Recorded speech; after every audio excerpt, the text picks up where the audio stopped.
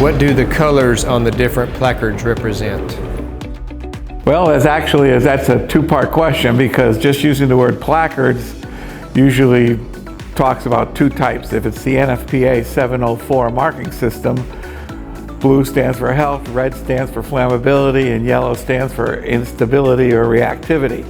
If it's the Department of Transportation hazard placards, then the colors stand for hazard classes.